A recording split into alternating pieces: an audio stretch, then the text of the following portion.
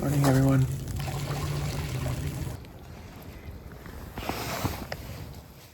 Not every photo is made in comfort. Sometimes it means sitting knee deep in a half-frozen pond, snowflakes falling around you, waiting for that perfect moment when a bird lands, takes off, or glides across the icy surface.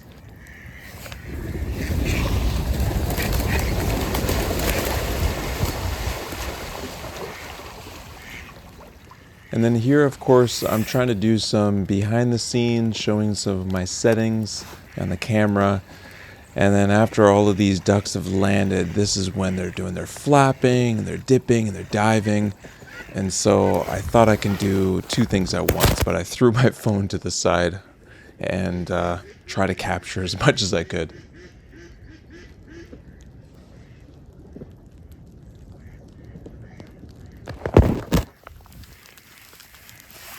Okay, that was crazy. I had to put the camera down. Okay, it's snowing again. I'm actually sitting on some foam, so I'm off the snow now. I took a break and now I'm back. Kept my feet out of the water so I can last longer. Brr, I'm cold, but it's lovely out. I don't know how much longer I'll last here, but that last moment was pretty wild. They all dove in, they got wet, so they started like flapping their wings.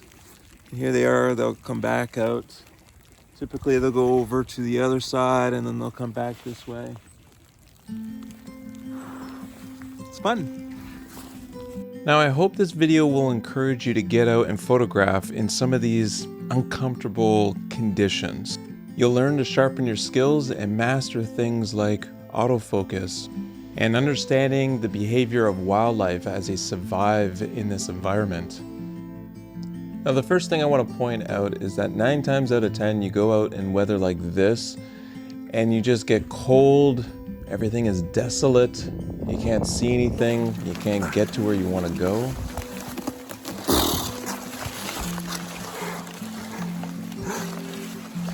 Tripod head. And you might put all of this effort into this big adventure and come away with nothing. You really enjoy a lot of chicken noodle soup, warm chicken noodle soup when it's pouring rain.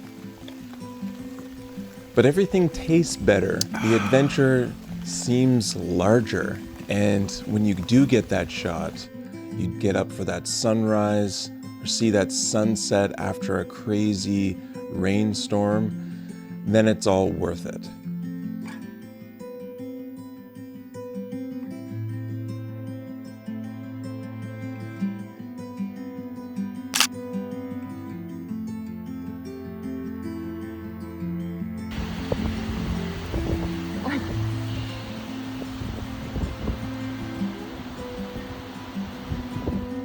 A lot of the times it isn't the weather that you're dealing with, but getting the right composition or staying up late enough to really commit to getting that shot. All right, I tested the ice before I put the tripod on here, so don't freak out. That's the shot I'm looking at getting. And I'm on much thicker ice that's been walked on by countless people. So as long as I don't do anything too stupid, I should be okay.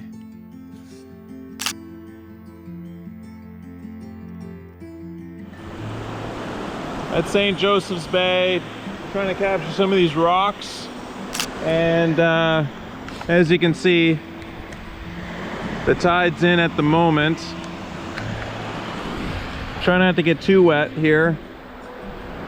But I got my tripod set up so that there's this pillar of rock and this pillar, and you can kind of see between them.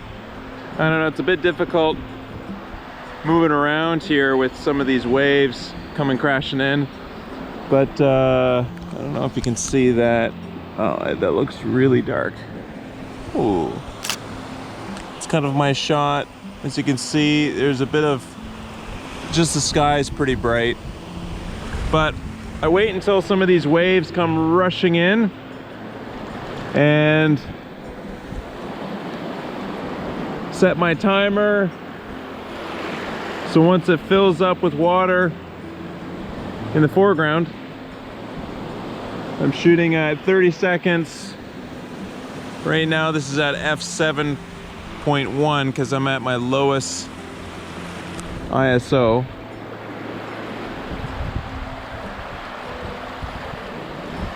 Let it do its thing, and then kind of as the water comes in and out, it'll create this really cool milky reflection, I hope. Oh, here comes some nice set. Hopefully my camera doesn't go down. Ah, cool beans. Anyways, they'll be coming down and we'll be taking some more shots of the beautiful waterfall. Now you're almost guaranteed to get your feet wet unless you bring some boots or hip waders. But the shots here where the white foam of the waves really lead your eyes to the waterfall is quite nice. So it's pretty low to the ground.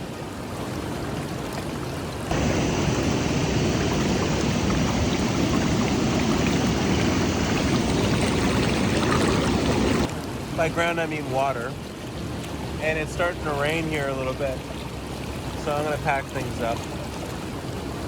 I think you'll notice that two of my problems are getting too close to water and spending a lot of time in the snow. But there are other times where wildlife maybe gets a little too close to me, or you underestimated how strong the wind was and you were worried that you were never gonna see your drone again. To go into the Forbidden Plateau. Check it out. Rockin' snowshoe style. All right, take me away. You doing okay?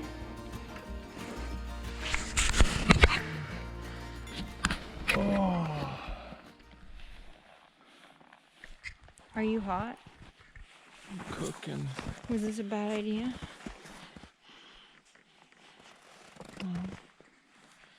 It's a great idea. It is warm out. Now sometimes it's just a matter of putting one foot in front of the other. And it's not really extreme. Anyone can do it. But it's just not fun until you have someone to do it with. Also, it's not safe doing these trips on your own. So, I mean, it's kind of a win-win scenario where you can have some fun adventure camping in the snow like my wife and I did and get some incredible shots. Okay, we made it to the lake and we flattened out an area for our 3-season tent, our fall, winter, and spring tent. I'm sure the snow won't come down on us. The wind's not supposed to pick up at all. The lake is out there, and it is stunning out. I figured somebody else would have been camping out here, but there was no trail down here. It looks like nobody's been winter camping. Yeah, there's about a meter of snow. Strapped cone apart. And we did bring all the camera equipment, or some of it. Ow. I tripped on my own feet. It's only happened on film. All right, so we brought the wide angle, we brought the 70 to 200, 2.8, and the 24 to 70. So all three lenses, as well as we brought the drone too. Let's see, it's underneath this guy.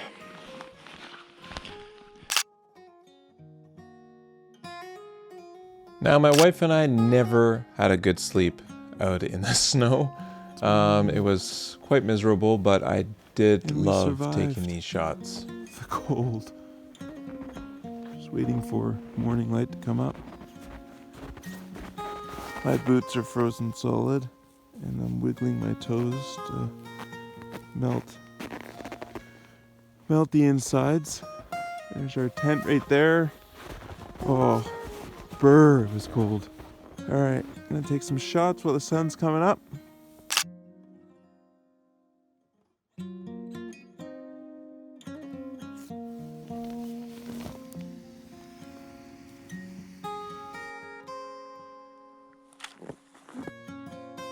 Nice. Photographing in the snow, you're often looking for the best weather window, either after a heavy snowfall, or maybe it's the first snow where the lake isn't frozen, where I captured this shot at Emerald Lake.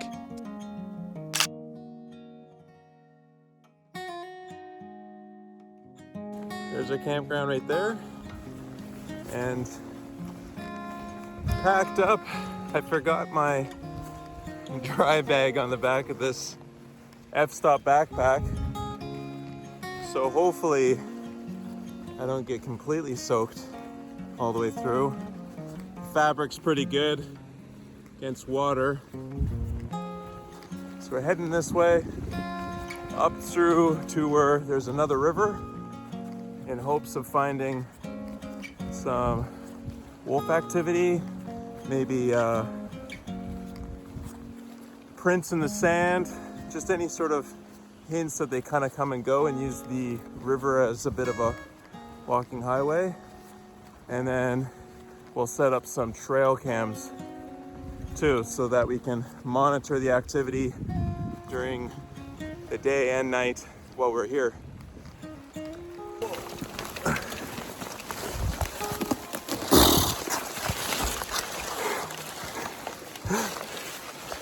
Tripod head. There's some sea otters out there, up along those rocks, and an eagle flew over. So there's wildlife and some beautiful shells and washed up sea urchins. And it's still raining, but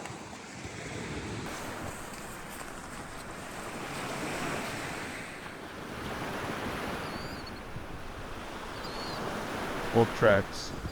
Now, before we hopped on a float plane and went to this remote beach, we looked at the weather and it was not looking good, especially for the first 24 hours.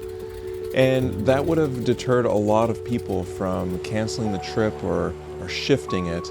And we only had a couple of days at this location. And honestly, I am so grateful that we took the plunge. We dealt with some of the downpour rains to explore and see what we could see, and it ended up being this extremely successful trip with so many great photographs that I'm proud to show you guys.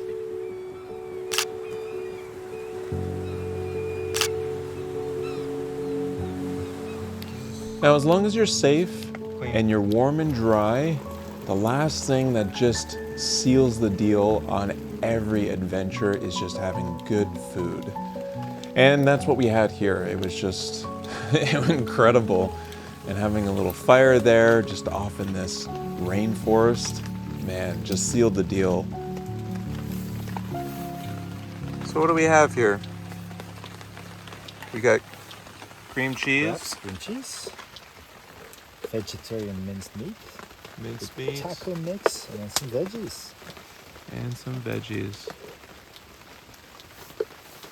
Next to a warm little fire. Bon appetit.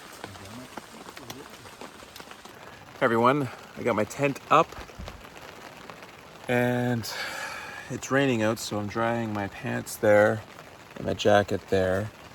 I'm nice and dry and my jacket is still quite waterproof.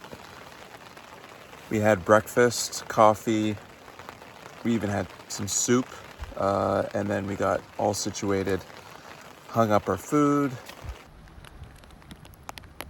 Yeah, what else could you ask for? Now, you're probably thinking that I look for these moments of wild weather to take incredible photographs.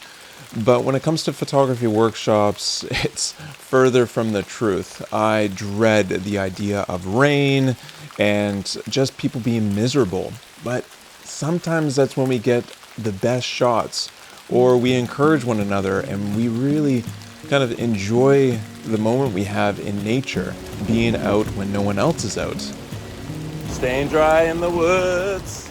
And every once in a while, the stars sort of align and you can get these incredible moments captured on camera. Now, if you're interested in joining me on a photography workshop, I can't always promise horrible weather and dramatic skies to take really cool images. But if you're interested in joining me, go to mattshannon.ca/workshops. I've got eagle, grizzly bear workshops, and in 2026, I have an Africa workshop you should check out. That's it for my shameless plug. Now let's get back to the video. Now I want to circle back to this shoot at a local pond, because I feel like this really tells what it is that I want to share.